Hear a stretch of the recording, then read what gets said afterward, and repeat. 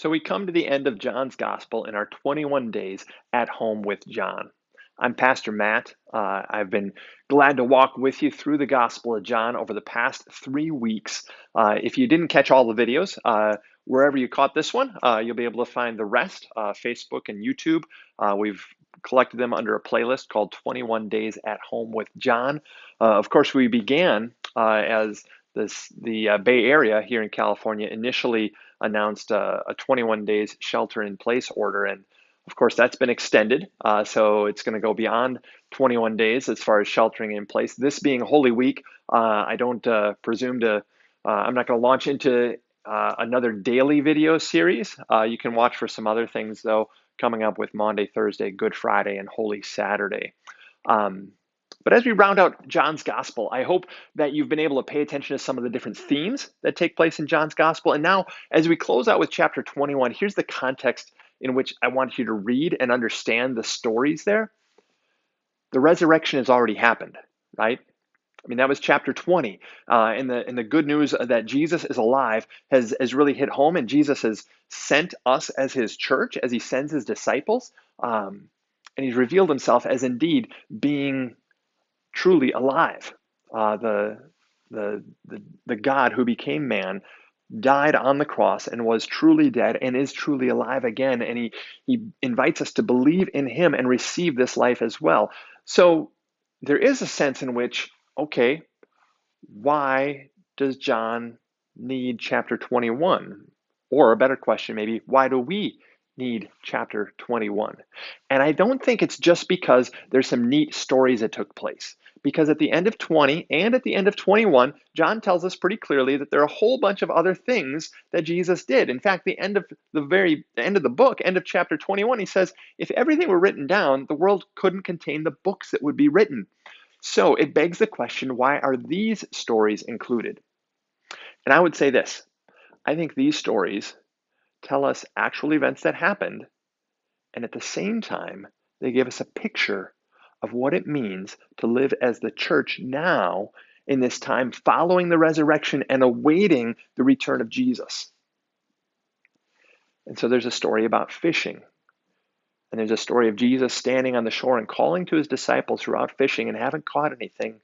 And when they recognize it's him, they race to shore. Peter jumps out of the boat and swims to shore.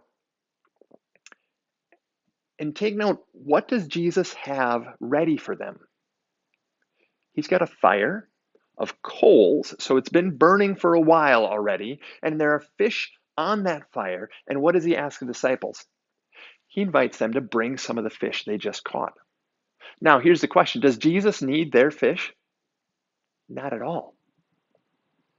So why does he invite them? He's got fish on the fire. He's got breakfast ready for them, and yet he invites them to also bring fish, which, by the way, aren't really fish that they caught so much as fish he provided. And this is a picture of how we are sent as church. We're sent into this impossible mission of sharing Jesus and bringing people to faith and bringing people into this relationship with their God that they've lost. And we do it only by the power of Jesus.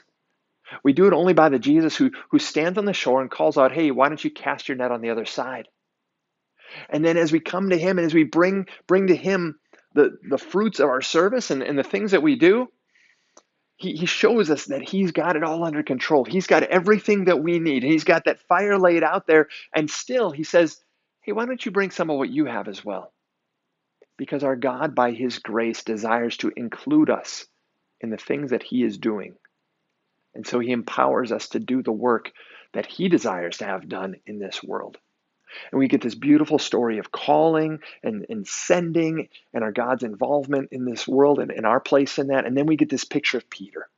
And we have this picture of restoration. And we need that because we recognize as soon as we talk about it being involved in God's work, we recognize how short we fall and how many times we fail to get it right. And we, like Peter, need to hear again and again that call to be included, to be a part of God's plans and a part of his work, that call to forgiveness that says, feed my lambs, feed my sheep. You notice this is forgiveness and this is restoration. But it's not just a restoration toward friendship with Jesus. It's restoration toward come alongside me.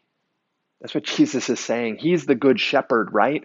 And he says, feed my lambs. Come alongside me and do the work that I'm doing. Come alongside me and feed my sheep. Be a part of the work that I want to do in this world. That's what restoration is in God's kingdom. I've said so many times before that when we are invited into God's family, we're not just given a place in the family portrait, we're given a place in the family business. And there's so much value in that, and there's so much of our identity and calling, and it's by God's grace that we're given that place. And so that's, I think, why we get these stories included at the end of John's gospel. Because we need to know what happened with the disciples, but more than that, we need to know what it means for us as his church and as his people today. What it means in terms of our calling and our identity. And so I hope that as we round out this final chapter in John's gospel, I hope that you've learned some things, but more than that, I hope that God has shaped you in some ways. That you've been reminded of the identity you have in Christ, that you have been confirmed in the calling that you have to join him in his work in this world. And so I've asked you most days to share something with me or with myself and others by email, by text, or by commenting online. And I want to ask you to do that as we close out. Not so much on chapter 21, but on the Gospel of John as a whole. As you've been following along, I'd like to know this. What has God stirred in your heart? What has he taught you over the past 21 days as we've been reading John together? I would love to know what it's meant for you to follow along and what it is that God's been speaking to you along the way. I'm Pastor Matt. It's my joy and my privilege to walk with you through this. Let's keep encouraging one another as we follow Jesus together.